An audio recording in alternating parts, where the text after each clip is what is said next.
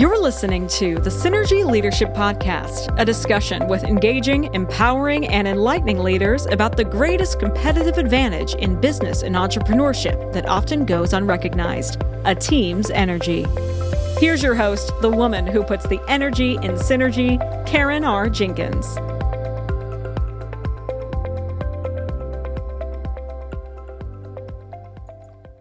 Welcome to the Synergy Leadership Podcast. I am so honored today to have a very dynamic small business owner, Mr. Terrell Turner, who I met, I think, earlier this year. And Terrell has his own podcast, and we'll talk a little bit about that and talk about the wonderful things that you're doing for not only the small business community, but the community in general. So let's start out, Terrell. I don't want to belabor this. I just want you to tell us a little bit about you.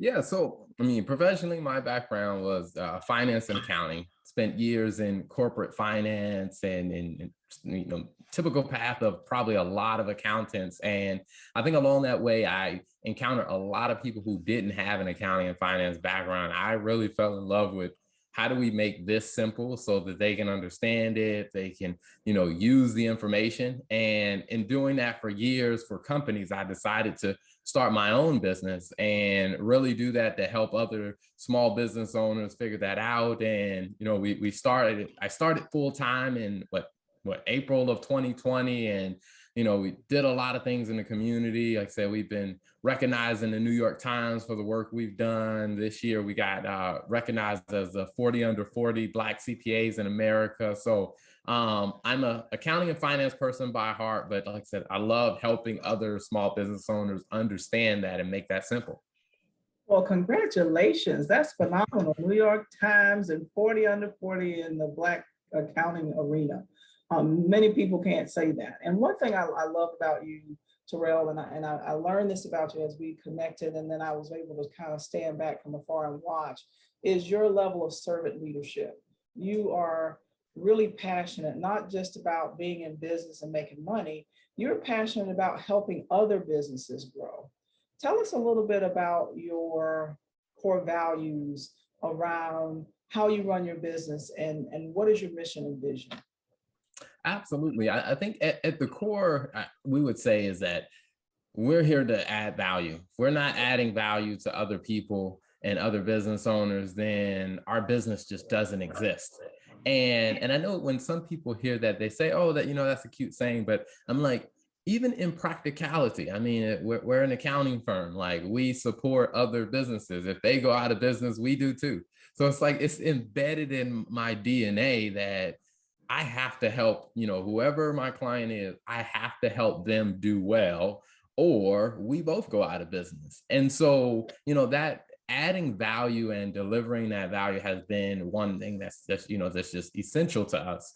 Now, one of the core things that I've really focused on from my upbringing of, I came from a home where my parents really believe in, giving, no matter how little they had, which when I was growing up, I didn't realize how little it was until I got older and really started having conversations with my parents. I'm like, how did we survive on this? But one of the things that they demonstrated for me then was, giving is the way forward, is whatever value you do have, find creative ways to give what you can and allow that giving to, create opportunities for other people, which in turn, at some point, it comes back and creates an opportunity for you. And so also one of the core values in our business is really just giving and sharing that value with others, which is why we started, several podcast shows that we're doing, or I guess you can say we have, the Business Talk Library is the media company that we have. And under that, we have several different shows where we're releasing a new episode on 3 different shows weekly. So, we're releasing 3 new episodes every single week of adding value to different segments of small business audiences. And for us, our goal is, how do we take what we know and add value to other people? And that's just, a very big part of our mission. That is outstanding. And, I listened to just that, again, that servant leader mentality, and it sounds like you have some wonderful parents. So, back in the day, it was you're rubbing two nickels together to make a dime. And they did that. And, one of the things it's really amazing how people lose sight of, you don't have to have a lot of money. You don't have to have a lot of revenue. It's really about what you do with the amount that you have. Because I've seen people that have lots and lots of money and they spend more than what they have. I've seen people that have a little bit of money and they are good stewards of that money. So it stretches, right? They're able to use it a lot and it goes a lot further than most people would imagine. And it sounds like that's a gift that your parents, and I know my parents were blessed with as I was growing up. So our Synergy Leadership podcast and the platform that I stand on is Synergy Leadership. And I believe that people are responsible for the energy that they bring into the room. So I crafted Synergy Leadership because Synergy Leadership is the ability of a person to recognize and harness their energy, but also to leverage the energy of the people that are on their teams. And it sounds like you do that externally. Tell us a little bit about your team and how you leverage the energy of your team members to be able to accomplish what you're trying to accomplish as an organization. Absolutely. I mean, I think when I think internally, one of the things that I challenge myself in like our internal team is, myself, and then we have, the team of exclusive contracts we have with different contractors that are essential that we're working with on a daily basis. My wife is on that team, and then we have others that are essential parts of that team. And one of the things that I communicate to them is, it took me some time to get very secure in myself to realize, hey, Terrell, you're not good at everything. There are some things that you are really good at. And then there are some things you needed help with. That's why these people are here. That's why all the other people are on the team. We're here to fill in each other's gaps. And so one of the things that I really try to impress on the rest of our team is, it's okay for you not to be good at everything, because you weren't brought on the team to do everything.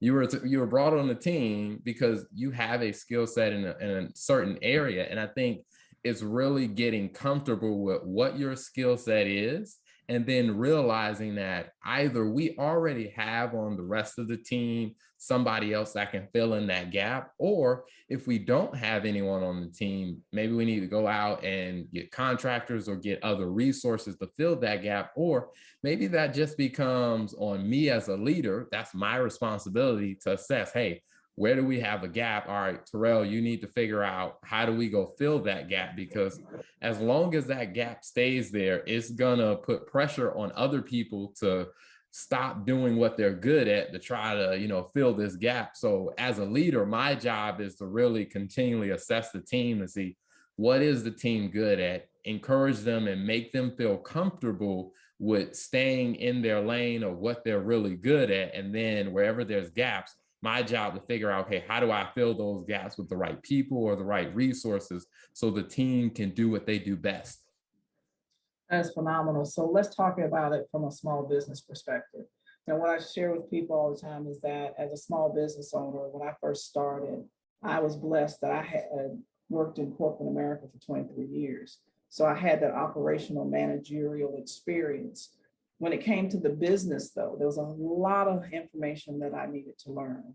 So when I look at other small businesses, somebody that might own a trucking company or somebody that might be a consultant, you have a gift and you decide to monetize that gift or provide services using that gift, or whether it's making widgets or selling something or a product or a service. But the reality is that your business is only about 35% of your gift. The 65% of business is all the other stuff, right? And you just said it so eloquently that you don't know everything. And the sad part about it, in business, we don't know what we don't know. So I have what I call the A team. And these are people that are in their field, smarter than me, in their field, that has a skill set that I need as a small business owner.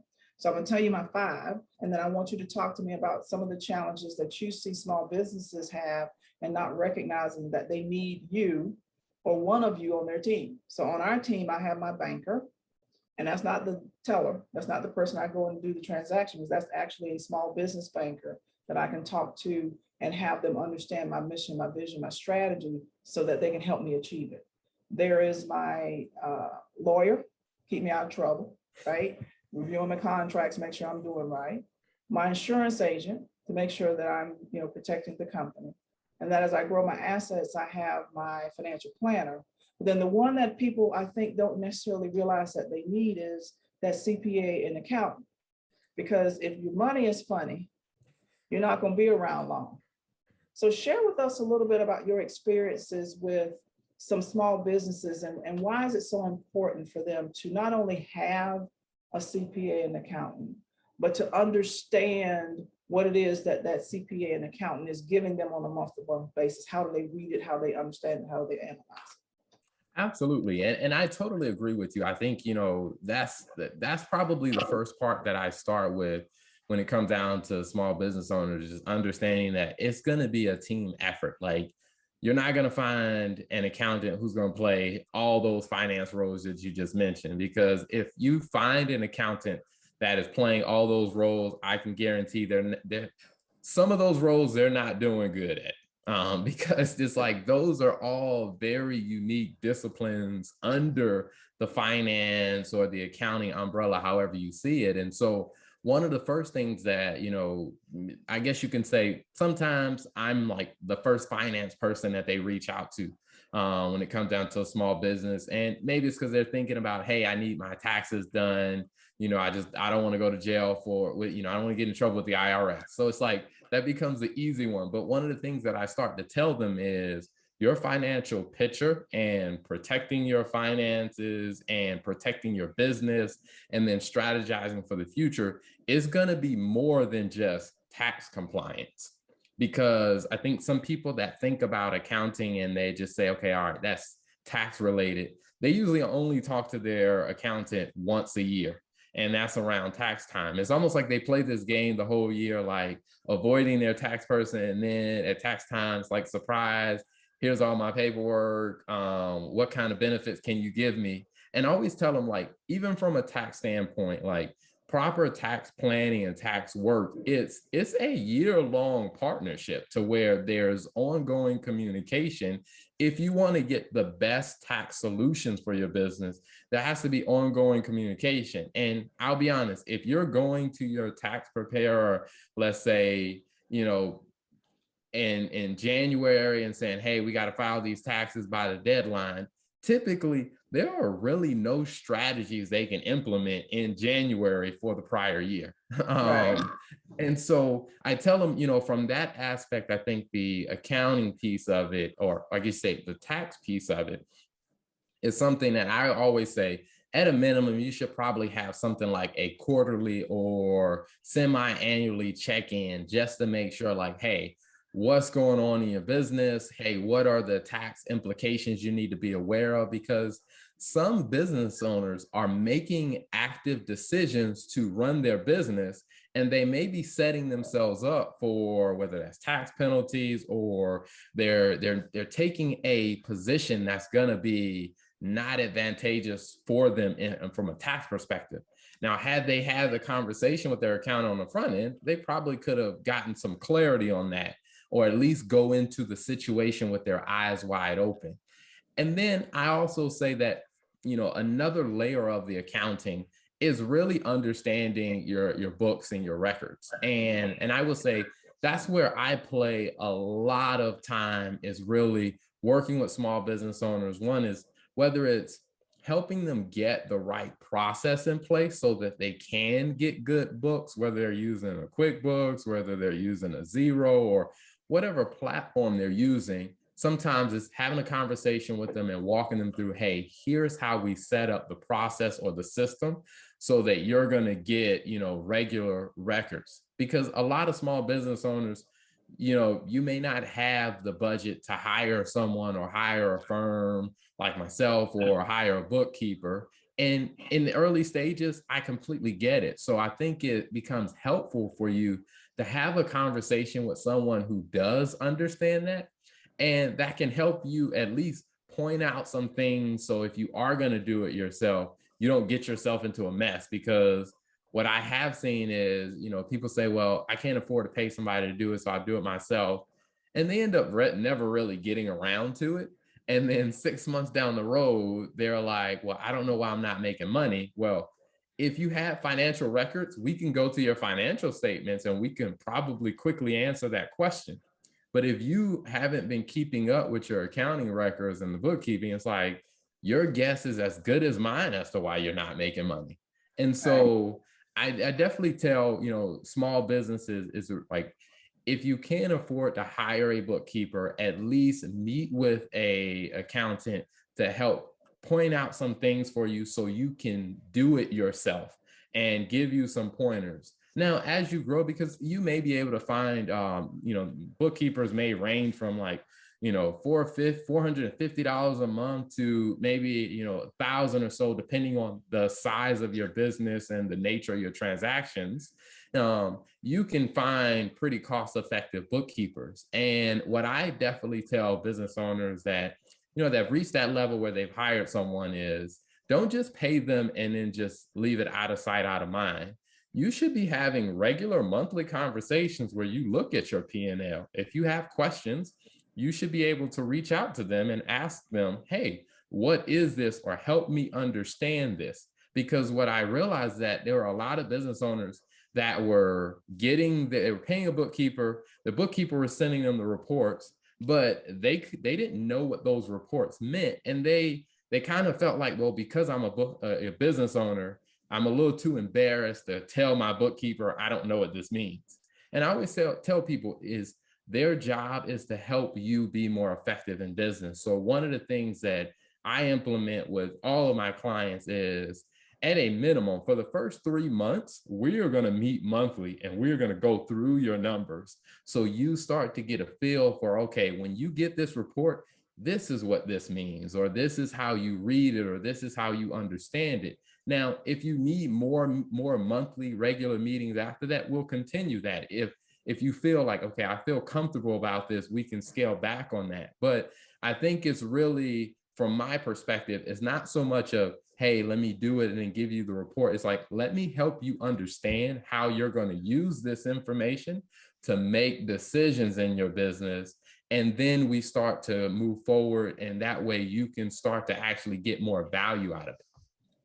So that's what I see as leveraging synergy, right? Leveraging your knowledge and you being able to help your clients reach their goals. Because again, I hear you say, people say I can't afford an accountant or CPA. I'll tell you, in most cases, you can't afford not to. Because as you said, there's so many things at risk when you start talking about the financial aspects of your business. You're talking about cash flow, because people will look at a profit and loss statement and say, oh, well, we're making money. But if you are putting money out and your clients are taking 90 days to pay you and you have a payroll to meet, then you might have to close your doors real soon because you're waiting on money to come in the door and you don't have the money to make these payments. So then there's the, are you profitable? Because I see a lot of small business that will just pick a number out the sky and say, okay, I'm going to charge you this fee. Well, did you cover all your expenses? Do you know what your break-even point is? So to have a partner, a CPA or a bookkeeper that can come in and be that expert or that resource that will help you grow your business, they will also help you know your business. And what I like to tell people, if you're not measuring it, you can't improve it. You can't grow it. How do you know if you're doing well if you don't know the metrics that you need to determine, am I successful or not? So I love the fact that as an accountant, as a CPA, that you are willing to sit with your clients and explain to them what their financials look like, what they need to be looking for. And I'll be honest, if you're a small business and you don't have a partnership like that, you need to fire whoever you're working with and find one. Because this is a very critical, this is like the blood and the oxygen running through your organization. Is very important for you to be able to do that. So I agree. Go ahead. I was going to say, even to what you were saying, to give a very specific example, like yesterday I was on call with a client of mine. They're a individual restaurant located in Newberry, South Carolina. And one of the things we were talking about is they were talking about their menu and talking about, doing a special on this item. And, they said, we saw this place down the street, they were doing a special on a similar item, and they were charging this price. I was like, oh, okay, well, let's actually go through and see, what does it cost you to actually make that item on your menu? And then let's see, does that price make sense? And as we started going through it, and we were like, okay, all right, what goes into that meal? Okay, what are the ingredients? And we went, line by line and really said, okay, all right, this meal costs you X amount of dollars per plate. What price are you trying to sell it for? And then when they were able to see that, they were like, oh, okay, now I understand why my price needs to be here versus here. And I think for a lot of business owners, as you said, they're just picking random numbers because they saw somebody down the street. And I was like, you don't want to just copy what you see someone else doing, because you don't know if they're losing money on that price. Right. So you actually want to understand your own numbers and then really get your own perspective on what should your numbers be, so you can actually go in with your eyes wide open. So Terrell, as a 40 under 40, as someone who's been featured on the New York Times, and as a small business owner yourself, what do you do to develop yourself? What are you doing? Are you reading books? Are you going to workshops? Tell us a little bit about how you improve your leadership ability, how you improve even understanding your industry as a whole. Yeah, so I use a number of options. I mean, I'm a huge fan of audiobooks because when you're a busy lifestyle, I think audiobooks are a great way for you to still invest in your development. I would love to be able to sit down and just really take my time and read a book. But sometimes, I got to adjust to the reality of my lifestyle. So I do listen to a lot of audiobooks.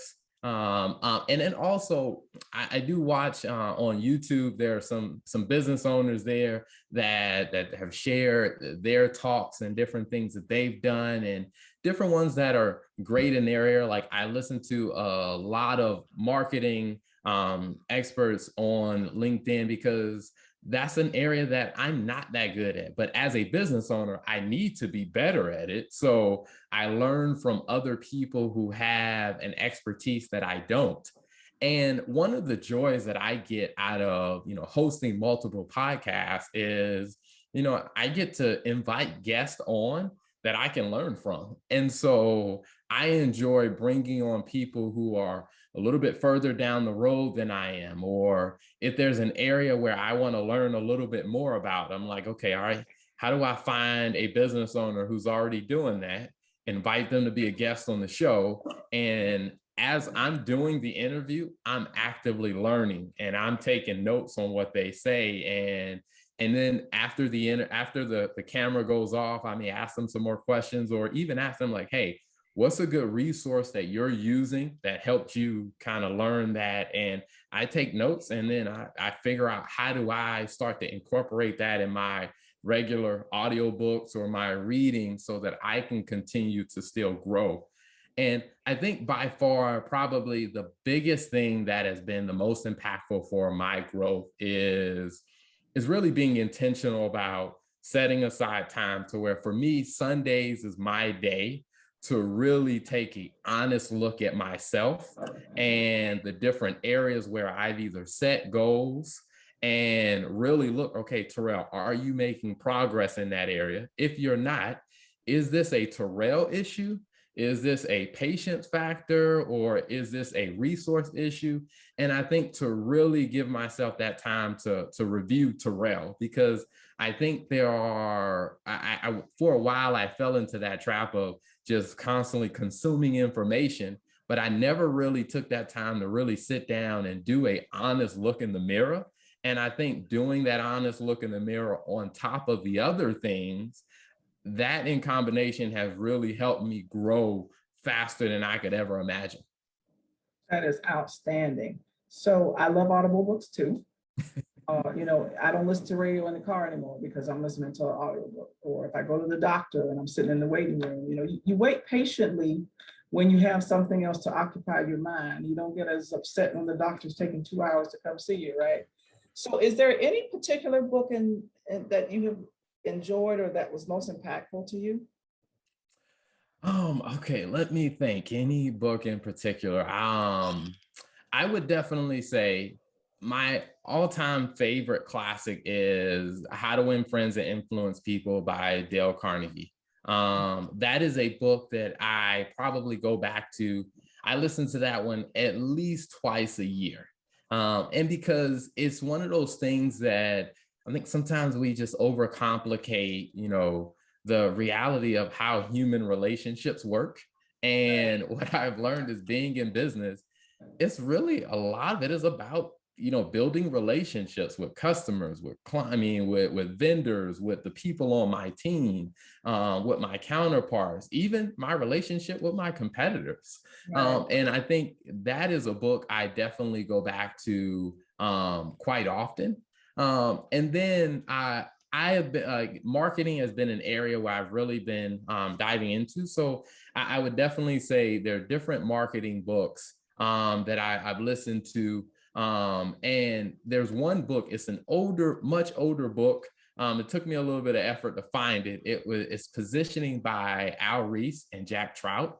And when you listen to the book, you'll know exactly what I mean, because in the book, they give some examples where they were talking about when General Electric first started making computers. So this is like when computers first came out. But what I found very enlightening is it really broke down the fundamentals about, marketing principles that are still very true today, because for a person like me, my background isn't marketing. So I needed to start from the basics. And that has been one book that's been phenomenal for me. And so I would say those are probably two of the books I go back to consistently in my library: How to Win Friends and Influence People and Positioning by Al Ries and Jack Trout. That is awesome, Terrell. One of the things that I've learned a long time ago is people do business with people. They don't do business with businesses. So that's back to that, building relationships. And we can talk about that in our next episode. So if our audience wanted to reach out to you, can you share with us how they would contact you? Yes, you can definitely go to www.tlturnergroup.com. And there you can learn about the TL Turner Group. But if you want to get in touch with us, it's the contact us button. There we have the number to reach us.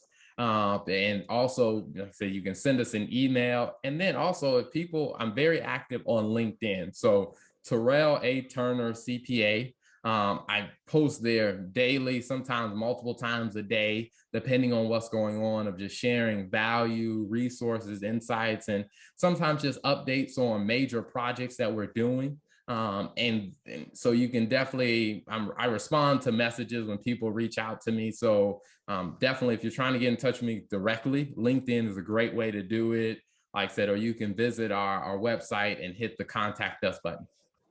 Awesome. Thank you so much, Terrell, for taking time and sharing your wisdom. As always, it's a pleasure to connect with you, and I definitely look forward to doing this again. And to our audience, I remind you, and Terrell, I invite you to do this as well. We have a complimentary Synergy Leadership Assessment on our website. Please go to our website at krjconsulting.com and take that assessment. And we'd love to hear from you on your thoughts about it, because we want to talk to you about how you leverage your energy and the energy of others to reach your ultimate outcomes. So thank you for joining us, and we'll see you at our next episode.